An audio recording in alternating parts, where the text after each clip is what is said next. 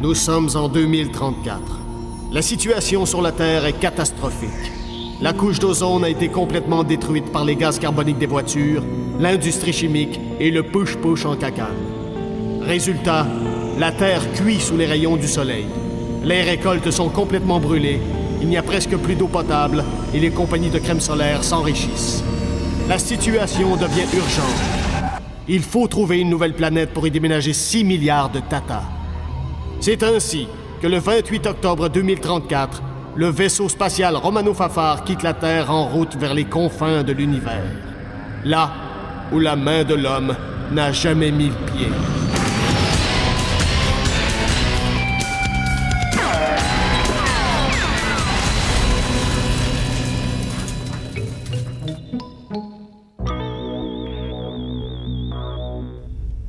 Petrolia, tu n'as aucune autorisation du capitaine pour fabriquer cette arme. Arrête-toi immédiatement ou je serai obligé de te suspendre par les pieds jusqu'à ce que tu renvoies ton lunch. Je peux pas avertir le capitaine, c'est une surprise pour lui remonter le moral. Pauvre Charlie, ça fait une semaine que la grippe fluo. Rectification, c'est la grippe espagnole. Je le sais, mais quand il se mouche, c'est fluo. Peu importe, tu travailles illégalement. Hey, coudonc, y a-tu quelqu'un qui t'a mis en mode maudit fatigant? Une surprise! Rendre quelqu'un heureux! Ça te dit quelque chose, ça, maudite canisse qui comprend rien? Quand tu me traites de canisse, ça me fait de la peine. D'ailleurs, je pense que je suis dû pour une petite vidange d'émotions. J'ai la tank pleine.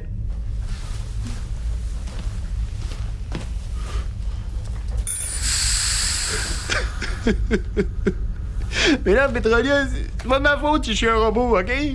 Oui, j'aime pas ça quand tu me traites de canisse. Ça me fait de la peine, puis après, je prends et puis j'aime pas ça, OK?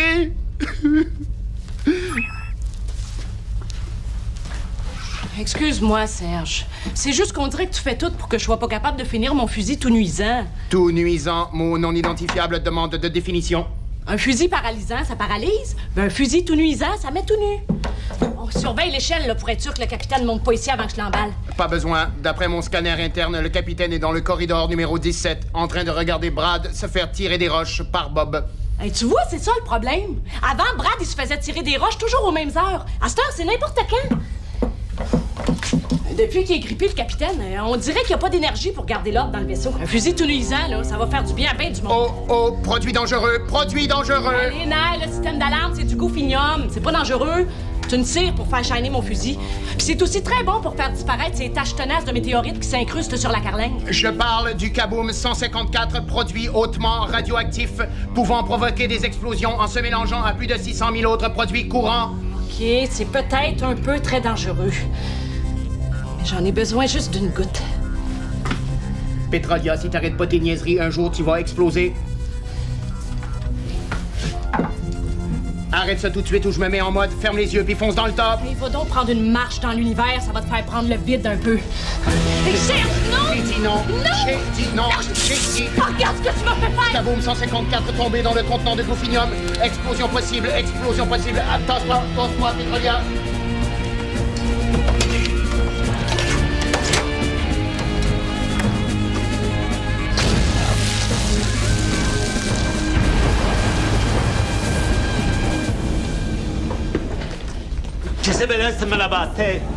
Dialecte incompréhensible. Veuillez, s'il vous plaît, utiliser un des 5000 langages contenus dans mes banques de données.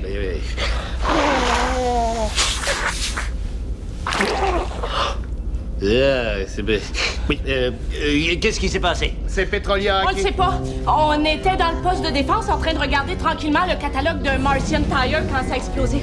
Qu'est-ce qui est arrivé? J'étais tranquillement en train de pitcher des roches dans la face à Brad quand ça a explosé. Serge, branchez-vous sur l'ordinateur central et vérifiez d'où vient l'explosion. Très bien, capitaine.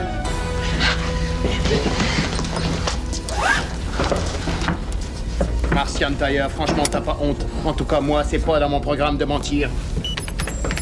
Je vais lui dire la vérité. Oh non, s'il te plaît, mon Sergio, j'aime beaucoup. Je te promets que je vais lui dire. Mais avant, je veux juste voir ce que disent tes fichiers à propos du mélange de Kaboom 154 puis de goufinium. Il y a peut-être pas de quoi capoter, hein. Il y a comme un lousse dans le volant. On dit poignée nid de poule. Oui, c'est bizarre. Maudite grippe, je suis sûr que si j'étais plus en forme, je me guiderais mieux ça. Ils disent que le même genre d'explosion a été répertorié seulement 2 fois. Une fois en 2018 par un étudiant gaffeux dans un cours de chimie. Après l'explosion, personne ne l'a jamais revu. Puis le pire, c'est qu'il a coulé son année. Puis l'autre?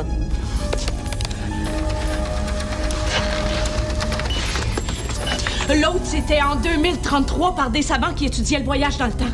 L'explosion avait créé une fissure spatio-temporelle. Hey, tout le monde! J'ai trouvé la planète! C'est un P1L1A, c'est un nez avec un te.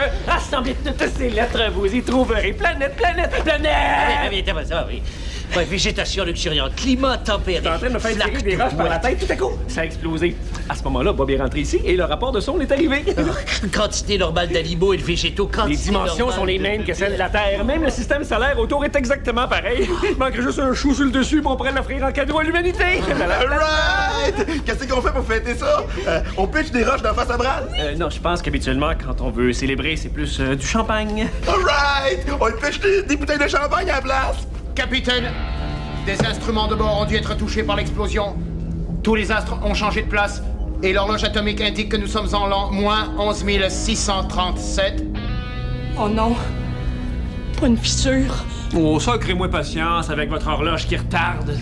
J'ai trouvé la planète! Et puisque c'est moi qui l'ai trouvée, il serait normal qu'elle soit baptisée Brad Spitfire, cet homme que nous admirons tous et qui est un beau bonhomme. Ça fait un peu long pour un nom de planète. J'en conviens, et pour abréger, j'ai pensé qu'on pourrait enlever le me de bonhomme. Ouais, il faut pas vendre l'atmosphère de la planète avant de l'avoir tuée. Ah, si je pourrais bien vous dire, là. Non, il faut attendre d'être sûr que c'est pas de mauvaise lecture. C'est bon, ça. Le capitaine, je pense que c'est pas une mauvaise lecture. Regardez. Elle est là, votre planète. Puis malheureusement pour vous, Brad, je pense qu'elle a déjà un nom. Terre. Voyons, Pétrolière. Pleure pas. T'es juste folle, c'est pas grave. Voyons, ça se peut pas. On est parti de la Terre il y a 2 ans. On n'aurait pas pu y retourner en 2 minutes. Ça a pas pris 2 minutes. Ça a pris 13 672 ans. C'est de ma faute. L'explosion a ouvert une fissure dans l'espace-temps. On est ailleurs dans le passé, puis on est dans le trouble.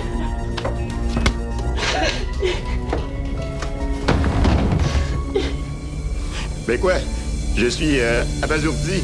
Faut bien que je laisse sortir mes émotions.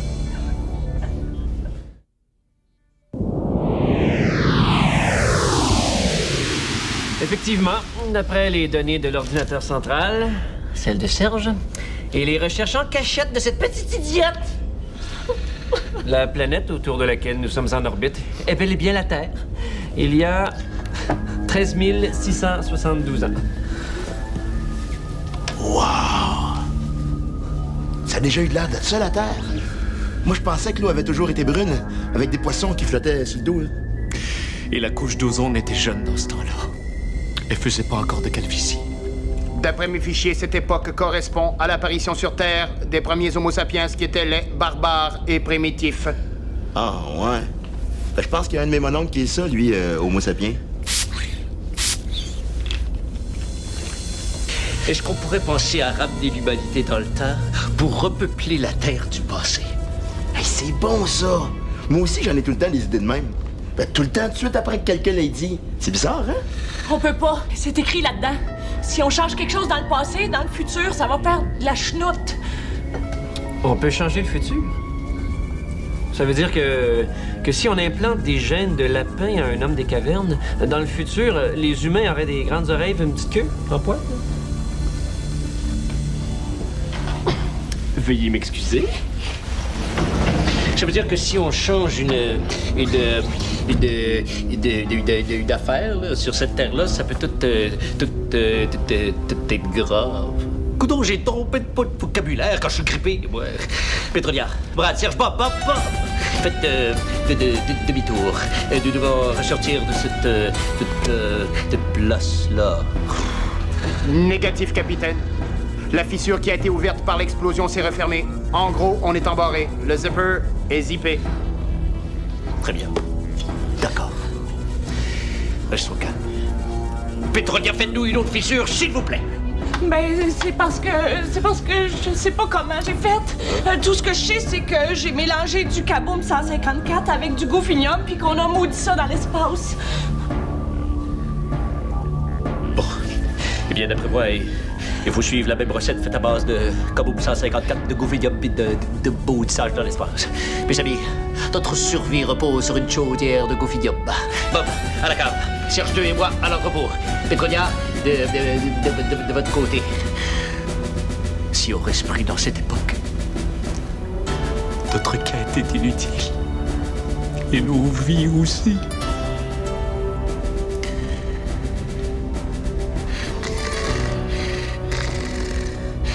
Oups, je pense que c'était peut-être pas la phrase la plus motivante. Let's go, gang! Le premier qui trouve du Goofinium gagne 2 beignes au chocolat. Yeah! Bien.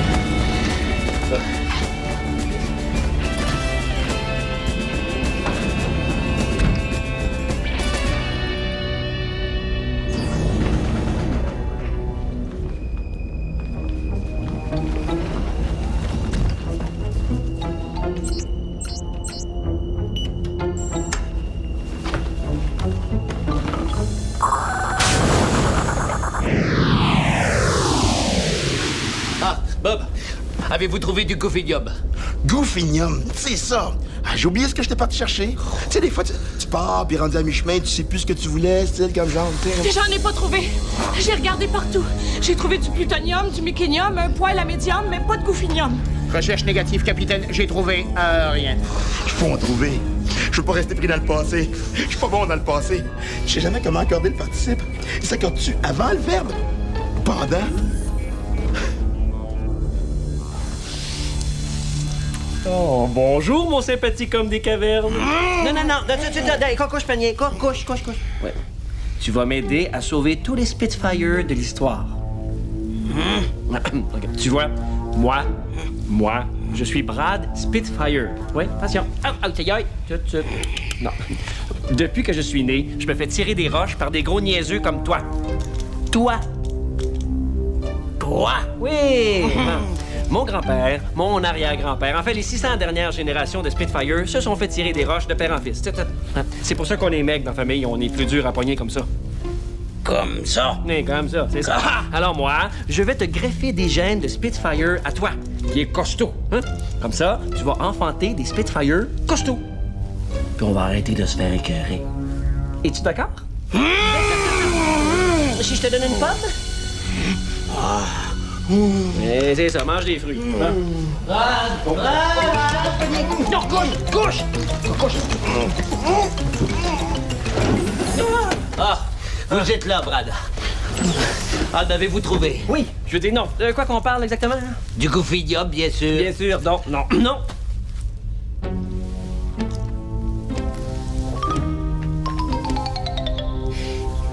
Que faites-vous habillé avec ce scaphandre? Ah, ben oui. J'étais parti prendre une marche sur la Carlingue pour trouver du Goofinium, bien sûr. Il n'y en avait pas. Hey, beau paysage, par exemple, hein? Vous devriez aller voir ça. Mais qu'est-ce qu'il y a au-dessus de ça? Y a rien. Hop, peut-être que dans l'armoire, il y a du Goofinium. Brad, s'il vous plaît. Oui. Non, il n'y en a pas.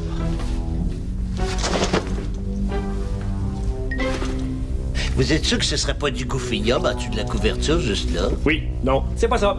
C'est quoi? Je sais pas. Comment vous faites pour savoir que c'est pas du Goofinium si vous savez pas ce que c'est? Parce que... C'est rien. Y a rien en dessous de la couverture. Y a rien, je vous dis. Non, y a rien. Effectivement, il n'y a rien de ça. Hein? Oh non. Un problème, Brad? Non. Non, j'ai juste une envie soudaine de partir en courant dans le corridor, en criant comme un perdu.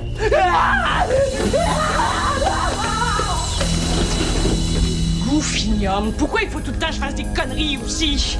Ah, des pieds tout nus. Qu'est-ce que ça fait dans le corridor, ça? Y a personne qui fait le ménage ici. Ici?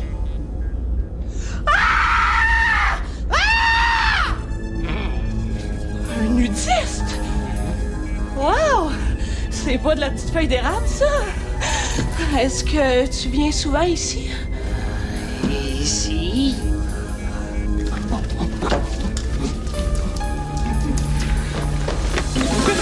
vous auriez pas vu passer un gars tout nu par hasard? Faut absolument que je le trouve.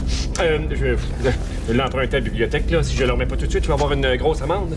C'est vrai. Pétrolière, vous auriez pas vu Brad. Il est parti en courant comme une vache dans un jeu de quilles. Il est parti par là. Il court après un gars tout nu. Un gars tout nu. Oui, peut-être qu'il s'entraîne pour quand la course après des gars tout nus va devenir un sport olympique. Capitaine, vous auriez pas vu un gars? Oh, là, c'est vrai, finalement. Vous chercheriez pas un gars tout nu par hasard? Hein? Non, je ne vois pas ce que vous voulez dire. Alors c'est qui, lui? Qu'est-ce qu'il fait ici? Ici? Ah oui, ça va, ici, il est là, votre... Je sais pas, je le connais pas, ce terrien-là, moi. Terrien? Paul, vous avez ramené un terrien sur le vaisseau? Oui. Non, peut-être. Je sais pas. Avez-vous un choix de réponse? Je voulais juste l'inviter à dîner. Faut être poli avec nos ancêtres. J'aurais donné un livre sans retourner. Oh, vous auriez dû voir la Terre. C'est très, très beau, hein? Il y a des espèces de gratte-ciel en bois avec des feuilles au bout. Là. Comment on appelle ça? Non, c'est ça, des arbres. J'en ai trouvé! Pas pire, hein? Oh, OK, c'est pas une chaudière, mais c'est mieux qu'une claque à la gueule. Oh, salut. Oh, bravo, Pétrodia. Bon, vous allez reconduire cet homme des cavernes sur Terre avant que la... Oh. Hey, regardez!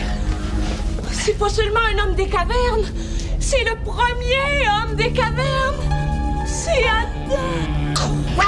Non seulement vous ramenez un terrien sur le vaisseau, mais en plus c'est le père de l'humanité! Hey, je ne savais pas, là. C'était pas écrit dessus. Ben oui, finalement, c'était écrit dessus. Si tout le monde arrêtait de me pitcher des roches aussi, j'aurais pas eu le goût de changer le futur. Quoi? Ben, je voulais juste implanter quelques-uns de mes gènes dans un corps de tough.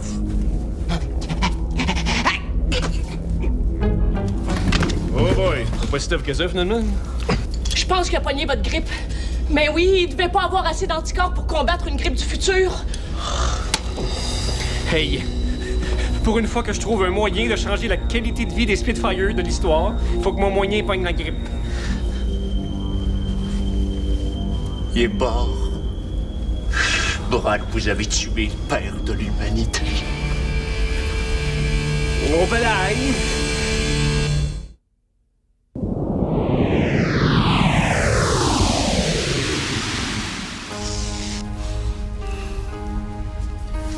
Adam, il a éternué, puis il est mort. Il était fait cheap. C'est de la faute à Brad. Non, c'est pas de ma faute, c'est la griffe du capitaine. Je vois pas 36 solutions. Il faut que Brad aille sur Terre pour prendre sa place. Non, capitaine, je veux pas aller à vivre à l'ère préhistorique. Il va falloir que je chasse le mammouth puis que je frotte deux roches ensemble pour partir le barbecue. Voyons, Pétrolia, on peut pas envoyer Brad. Ça va créer une humanité maigre, hypocrite et qui salit ses sous-vêtements à rien. Oui, pitié. En plus, je suis super pas bon pour dessiner sur des murs de caverne, puis je suis allergique aux dinosaures. Il va nous manquer. Dans le fond, c'était comme mon arrière. Arrière. Ah oui, t'as pas compris, là? Bon, si on résume, on est pris à une autre époque et on a tué le père de l'humanité. Ça nous fait un gros après-midi, ça? Non, j'aurais jamais dû faire ce fusil tout nuisant-là aussi. Si je pouvais revenir en arrière, Mais c'est en plein ça.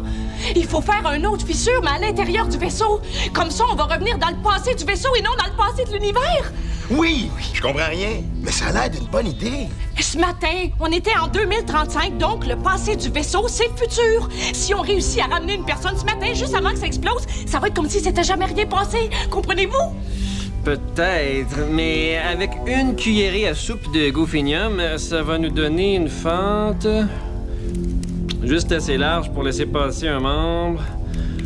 Ouais, un membre d'équipage de 44 kilos. Hi! Ça va prendre quelqu'un de vraiment maigre. Pourquoi vous me regardez tous comme ça? Il n'y en a pas question. Vous allez être parfait, Brad. Non! C'est ça, ou allez vous reproduire sur Terre avec Eve puis les mammouths. Hey, je suis assez content d'être gros puis de pas passer d'un crack. Bon, en mettant la bonne dose de Kaboom 154, si tout est parfait, vous devriez revenir 1 minute avant l'explosion. Puis si tout est pas parfait? Votre corps va se déchirer puis vous allez être coincé entre deux époques. Non! Je veux pas déchirer! Bon, reculez-vous. C'est pas bien gros, mais ça va péter pareil. Let's go, Brad. Vous êtes capable. Dès que ça saute, vous sautez. Habituellement, on court pour se sauver d'une explosion, pas pour foncer dedans. J'ai peur.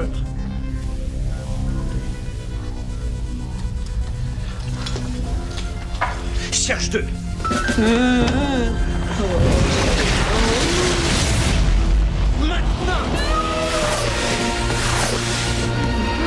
Je suis vivant. Je suis vivant.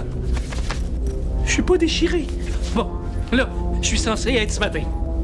Comment je fais pour savoir si je suis ce matin? OK, qu'est-ce que je faisais ce matin, juste avant l'explosion? Aïe, aïe, ouch! Oui, je suis bien ce matin! Ouch, vite, faut que j'aille vers terre! Aïe, Petrolia, dans la force de défense! Arrête ça tout de suite ou je me mets en mode ferme les yeux puis fonce dans le top. Il va donc prendre une marche dans l'univers, ça va te faire prendre le vide d'un Là, coup. j'ai tout! Là, j'ai tout! Vous pouvez pas faire ça! Je veux pas être obligé de me reproduire avec une femme de Cro-Magnon!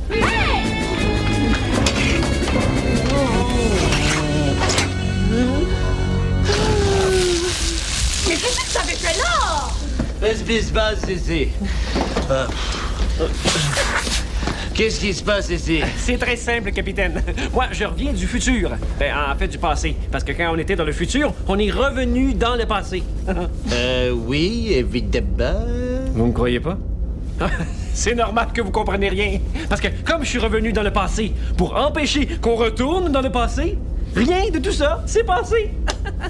Bien sûr, je vous crois, Brad. Allez chercher des calmants dans la pharmacie. J'ai quelque chose de mieux que ça.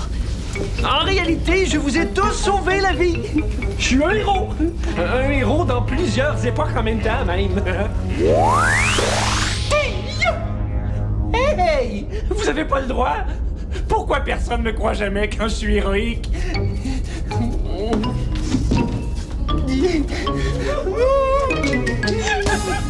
C'est fou ce qu'il peut inventer pour se rendre intéressant. Sacré Brad. Pas ça.